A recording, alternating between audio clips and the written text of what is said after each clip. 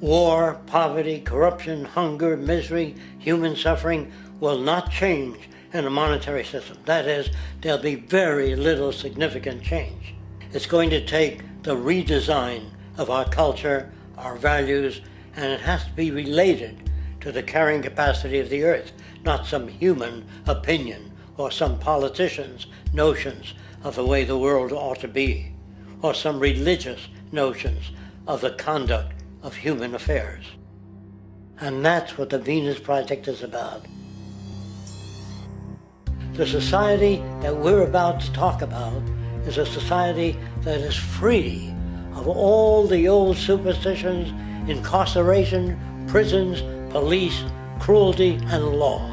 All laws will disappear, and the professions will disappear that are no longer valid, such as stockbrokers, bankers, advertising, gone forever, because it's no longer relevant.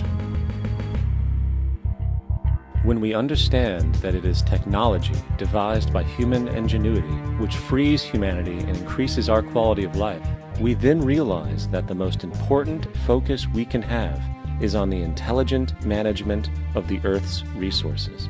For it is from these natural resources we gain the materials to continue our path of prosperity. Understanding this, we then see that money fundamentally exists as a barrier to these resources, for virtually everything has a financial cost. And why do we need money to obtain these resources? Because of real or assumed scarcity. We don't usually pay for air and tap water because it is in such high abundance, selling it would be pointless. So then, logically speaking, if resources and technologies applicable to creating everything in our societies, such as houses, cities, and transportation, were in high enough abundance, there would be no reason to sell anything. Likewise, if automation and machinery was so technologically advanced as to relieve human beings of labor, there would be no reason to have a job. And with these social aspects taken care of, there would be no reason to have money at all. So the ultimate question remains: do we on Earth have enough resources and technological understanding to create a society of such abundance that everything we have now could be available without a price tag and without the need for submission through employment? Yes, we do. We have the resources and technology to enable this at a minimum, along with the ability to raise the standard of living so high that people in the future will look back at our civilization now and gawk at how primitive and immature our society was. What the Venus Project proposes is an entirely different system that's updated to present-day knowledge. We've never given scientists the problem of how do you design a society which would eliminate boring and monotonous jobs, that would eliminate accidents in transportation, that would enable people to have a high standard of living, that would eliminate poisons in our food, that would give us other sources of energy that are clean and efficient. We can do that out there.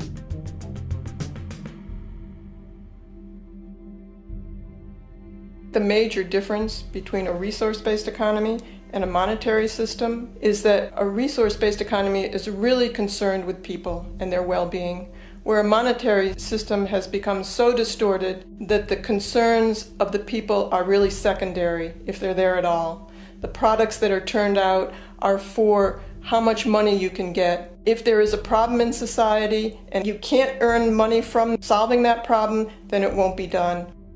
The resource-based economy is really not close to anything that's been tried. And with all our technology today, we can create abundance. It could be used to improve everyone's lifestyle. Abundance all over the world if we use our technology wisely and maintain the environment. It's a very different system, and it's very hard to talk about because the public is not that well enough informed as to the state of technology.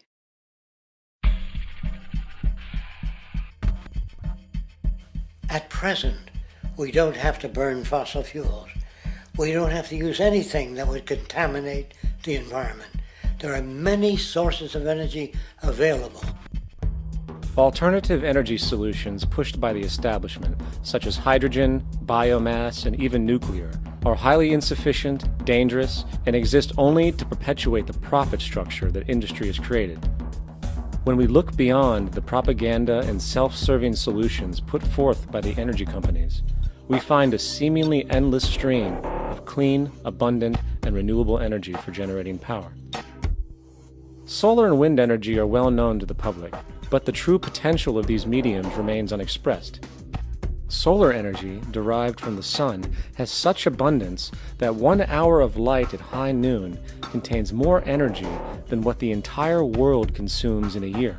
If we could capture 1/100% of this energy, the world would never have to use oil, gas, or anything else. The question then is not availability, but the technology to harness it. And there are many advanced mediums today which could accomplish just that, if they were not hindered by the need to compete for market share with the established energy power structures. Then there's wind energy. Wind energy has long been denounced as weak, and due to being location-driven, impractical. This is simply not true. The U.S. Department of Energy admitted in 2007 that if wind was fully harvested in just 3 of America's 50 states, it could power the entire nation. And then there are the rather unknown mediums of tidal and wave power.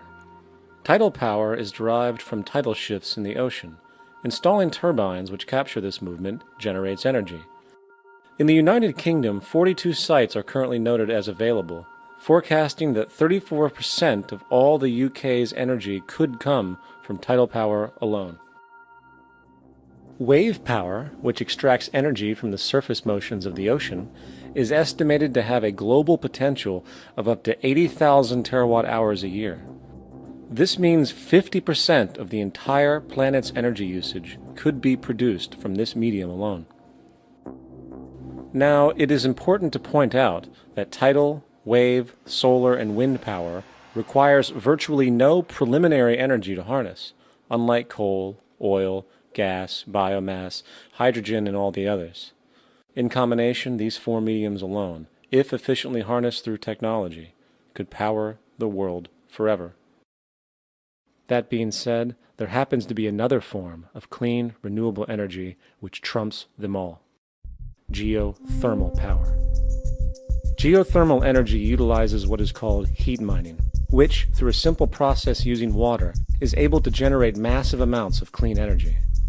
In 2006, an MIT report on geothermal energy found that 13,000 zettajoules of power are currently available in the Earth, with the possibility of 2,000 zettajoules being easily tappable with improved technology. The total energy consumption of all the countries on the planet is about half of a zettajoule a year. This means about 4,000 years of planetary power could be harnessed in this medium alone. And when we understand that the Earth's heat generation is constantly renewed, this energy is really limitless and could be used forever.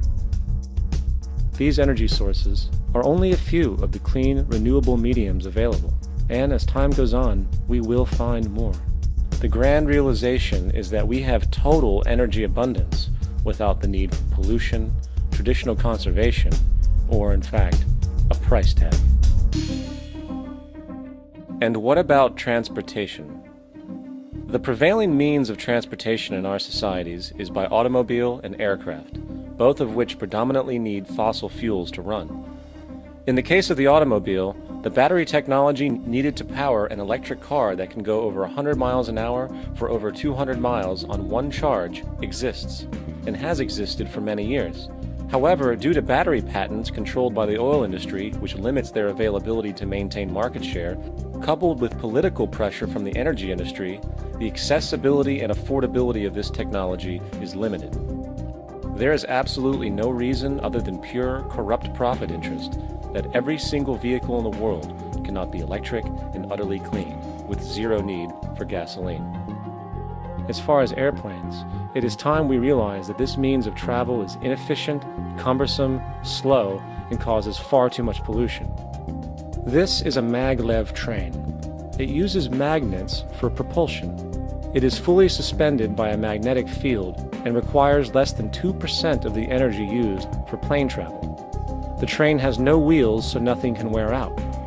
The current maximum speed of versions of this technology, as used in Japan, is 361 miles per hour. However, this version of the technology is very dated. An organization called ET3, which has connections with the Venus Project, has established a tube-based maglev that can travel up to 4,000 miles per hour in a motionless, frictionless tube, which can go over land or underwater. Imagine going from LA to New York for an extended lunch break, or from Washington, D.C. to Beijing, China in 2 hours. This is the future of continental and intercontinental travel, fast, clean, with only a fraction of the energy usage we use today for the same means. In fact, between maglev technology, advanced battery storage, and geothermal energy, there would be no reason to ever burn fossil fuels again. And we can do this now if we were not held back by the paralyzing profit structure. Now, America is inclined toward fascism. It has a propensity by its dominant philosophy and religion to uphold the fascist point of view. American industry is essentially a fascist institution.